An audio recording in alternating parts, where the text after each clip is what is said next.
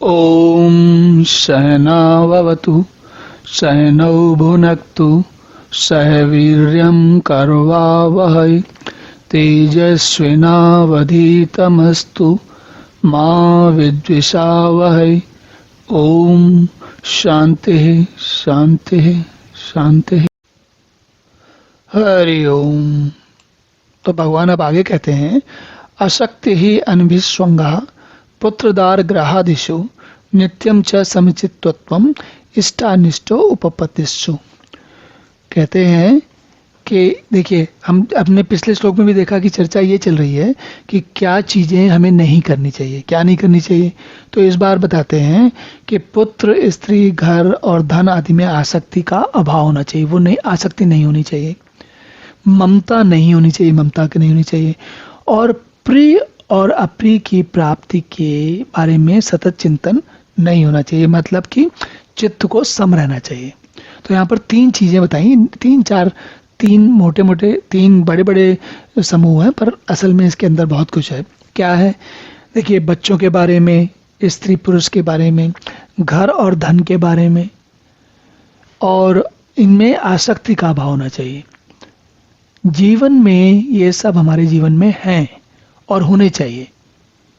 ऐसा नहीं कि पुत्र नहीं होना चाहिए, ऐसा नहीं कि स्त्री या पति, मतलब स्त्री या पुरुष यानी कि पति और पत्नी नहीं होनी चाहिए।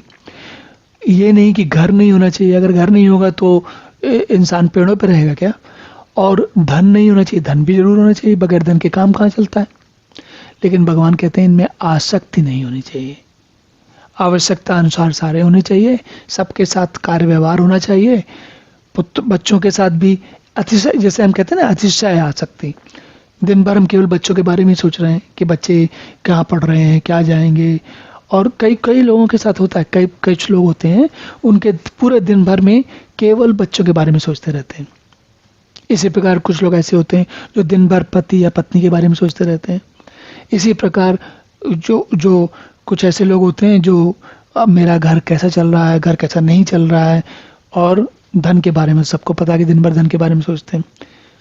सोचना या इन चीज़ों का जीवन में व्यवहार करना बिल्कुल ठीक है, उसमें कोई समस्या नहीं है। समस्या है उनके बारे में लगातार, उन्हीं के बारे में सोचना और किसी और चीज़ के बारे में न सोचना। तो भगवान ये कह रहे हैं कि इन चीज़ों के बारे में आसक्ति नहीं होनी चाहिए, कार्य होनी चाहिए। और इसी प्रकार ममता, अब ये सब चीज़ें हैं, फिर उनसे हमारा कितना जो जुड़ाव है, कितने चिपके हुए हैं, हमको कितना ये बार बार ख्याल आता है कि देखो मेरे पास ये है या मेरे पास ये नहीं है, मेरी पत्नी बड़ी सुंदर है या मेरी पत्नी बहुत अच्छी है, या मेरा पति बहुत ही गुणी है, मेरा बहुत ध्यान रखता है, इत्यादि रहे। और इसी प्रकार घर के बारे में कि मेरा घर बहुत अच्छा है या मेरा घर बहुत छोटा है, या मेरा घर यहाँ होना चाहिए या मेरा घर वहाँ होना चाहिए, या मेरे घर में ये कमी है या मेरे घर में ये कमी नहीं है, इत्यादि। हम क्या कर रहे हैं? हम 24 घंटे जागते, सोते जागते अपने पुत्र, स्त्री, घर, धन के बारे में सोचते हैं या उनसे अपने आप को जोड़ते हैं। इसी प्रकार प्रिय और अप्रिय की प्राप्ति, ये जो इनसे जो चीज़ें बची, उनके बाद जो बचता क्या है कि भाई प्रिय की प्राप्ति।